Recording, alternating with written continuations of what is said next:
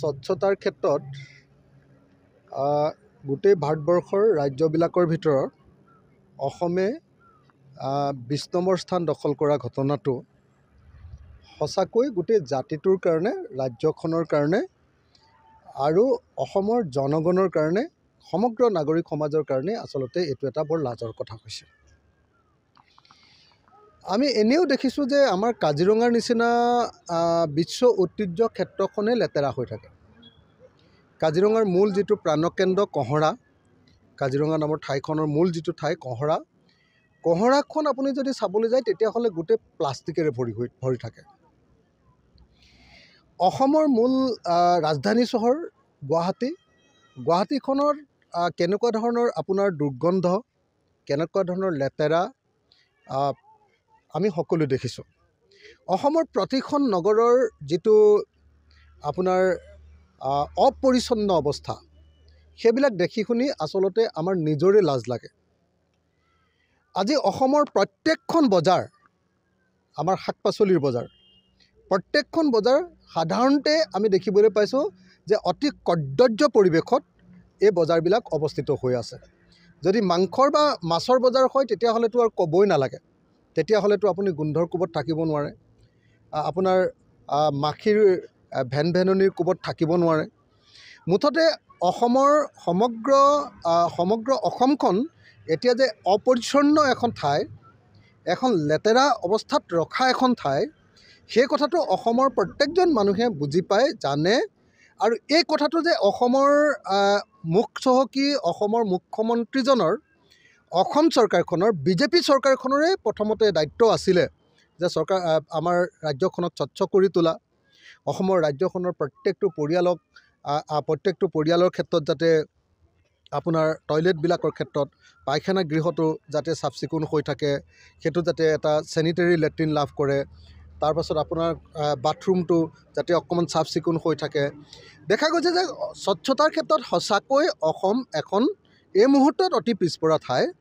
আৰু এইটো গোটেই জাতিটোৰ কাৰণে লজ্জাজনক এটা ঘটনা। সমগ্ৰ ভাৰতবৰ্ষৰ ওচৰত আচলতে বিজেপি চৰকাৰে আমাৰ নাক কাণ কটাইছে। আৰু সেইকাৰণে মই ভাবোঁ যে অসম চৰকাৰে এনে ফিতাহী মৰা কথা বাদ দি, সদায় দৈনন্দিন ফিতাহী মৰা কথা বাদ দি আচলতে এই বেছিক কামবিলাক যে স্বচ্ছভাৱে, নিয়াৰিকৈ, পৰিষ্কাৰভাৱে এটা জাতি থাকিব লাগে, জনগণ থাকিব লাগে, এটা পৰিয়াল থাকিব লাগে, গাঁওখন থাকিব লাগে, নগৰখন থাকিব লাগে, এই ব্যৱস্থাটো যদি কৰিব নোৱাৰে তেতিয়াহ'লে সেইটো লজ্জাজনক ঘটনা।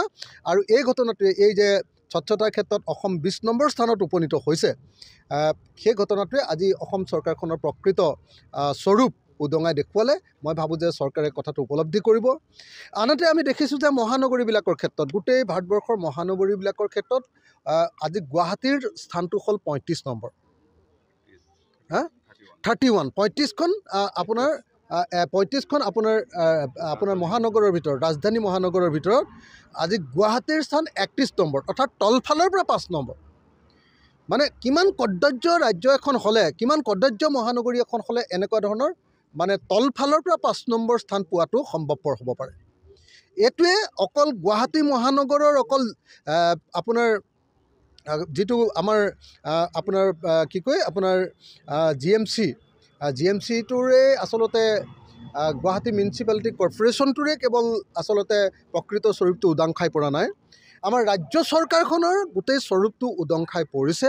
আৰু লগতে আমি এই গোটেই ঘটনাটোৰ কাৰণে কিছু পৰিমাণে হ'লেও নাগৰিক সমাজো নিজে হ'লেও জগৰীয়া হৈ আছোঁ। গতিকে এই মুহূৰ্তত মই চৰকাৰৰ ওচৰত ক'ব খোজোঁ যে চৰকাৰে অসমৰ এনেকৈ নাক কাণ কটোৱাটো বৰ দুৰ্ভাগ্যজনক ঘটনা হৈছে। গতিকে চৰকাৰে মন কাণ দিব লাগে। গুৱাহাটীৰ নলা নৰ্দমাবিলাক ৰেগুলাৰকৈ চাফা কৰি থকা, নলা নৰ্দমাবিলাক একেবাৰে দুৰ্গন্ধময় হৈছে, তাৰ পৰা মানুহক ৰক্ষা কৰা, নলা নৰ্দমাবিলাক যিকোনো সময়তে উফন্দি এজাক বৰষুণ দিলে গোটেই গুৱাহাটীখন বানপানীময় কৰি তোলা, আৰু সময়মতে আপোনাৰ ডাষ্টবিনত থকা জাবৰবিলাকো চাফা নকৰা, তাৰ উপৰিও বাকীবিলাক অঞ্চলটো চাফা নকৰাটো আছেই।